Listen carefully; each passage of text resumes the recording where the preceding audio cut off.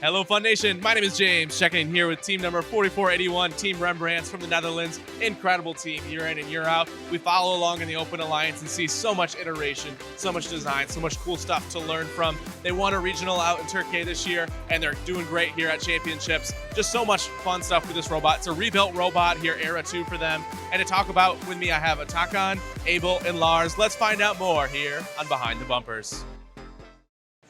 All right, Abel, let's get started. Let's talk about the rundown of Era 2. So, for a rundown, obviously we have a linear intake here. We have a massive, what we call washing machine. It spins really fast, just like a washing machine. And then it feeds into our tower and shoots from the turret. Yeah. Before we get to our next segment, we'd like to thank the following. FRCT's Managed Store Program is an easy and profitable way to fundraise for your team or off-season event. FRCTs will handle everything from production, packaging, bulk or drop shipping, payment collection, and accounting. Teams can set their own prices and FRCTs will take care of the rest. Fill out a quote request or get more information when you schedule a callback at frcts.com. So, obviously lots of different subsystems there. I'd love to talk about, let's start with just the intake here. Talk me through some of the different components of it. How did you guys come to this design? A really fun part about this intake is that it's a linear design. That means it doesn't fold out. It's linear. It slides in and it slides out. And an important part of it is that it's passive. There are no motors for the sliding mechanism. There are constant force springs pushing them down. Together with gravity, it folds out at the start of a match without any motors. This also means that we're not able to put the intake back in during a match. We have deemed this to be basically unnecessary to fold it back in, so that's why a passive design like this works. Another really nice part about this is if a different robot hits it from the front, it's very impact resistant because of those constant force springs. So it can fold in a bit, but nothing will break because it's meant and able to do that. No, when things get tough, you bring in the Dutch, and that's a very great, robust design for you guys. Before we get to our next segment, we'd like to thank the following.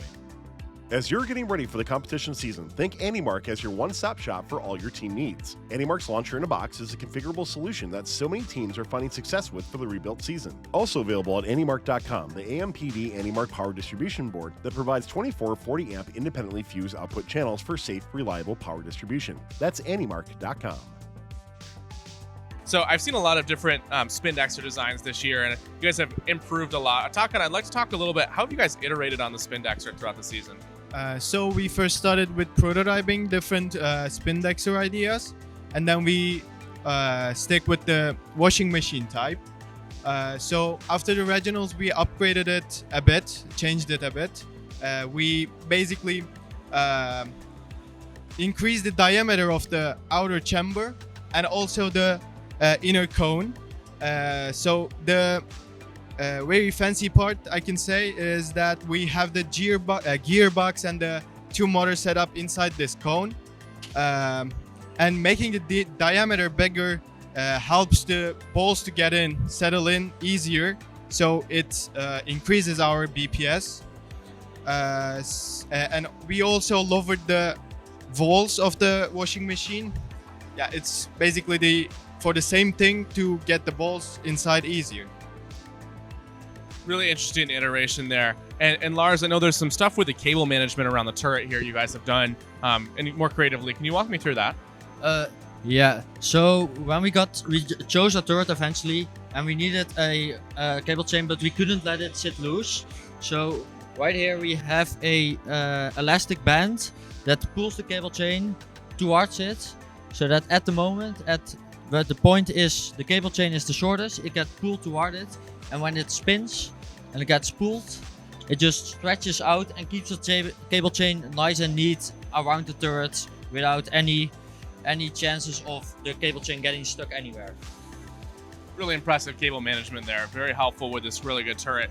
I'm curious to learn more. How have you guys changed the turret throughout the season, the shooting? You guys have a really high balls per second. So this is like the fourth design of our shooter. We both tried a static wall, back wall. As you can see, currently in our championship design. We also tried the roller, 2 rollers, but we thought that it's not needed for a high BPS in the end. And also to reduce the friction, we have Teflon tapes there. It reduces the backspin of the ball. We also have custom flywheel there to keep the RPM of the flywheel. And we make it more robust with changing the gears to actually metal gears instead of the 3D printed one, because it can get damaged pretty easily. So that's the change we did for the championship. Very interesting, thank you. And with all the balls per second stuff that you're trying to optimize for, it's also important to have good software. Can you walk me through some of the cooler software features you guys are doing here? So we have pretty strong vision system. We have 4 audio cams facing different angles to easily see multiple April tags at a time to estimate the position of the robot.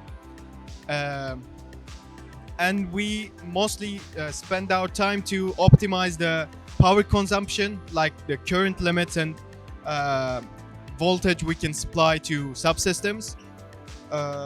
Yeah.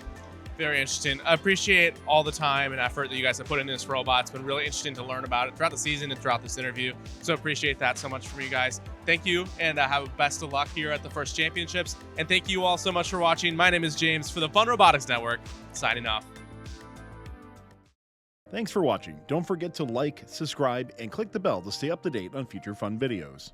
As you're getting ready for the competition season, think AnyMark as your one-stop shop for all your team needs. AnyMark's Launcher in a Box is a configurable solution that so many teams are finding success with for the rebuilt season. Also available at anymark.com, the AMPD AnyMark Power Distribution Board that provides 24 40-amp independently fused output channels for safe, reliable power distribution. That's anymark.com. FRCT's Managed Store Program is an easy and profitable way to fundraise for your team or off-season event. FRCTs will handle everything from production, packaging, bulk or drop shipping, payment collection, and accounting. Teams can set their own prices, and FRCTs will take care of the rest. Fill out a quote request or get more information when you schedule a callback at frcts.com.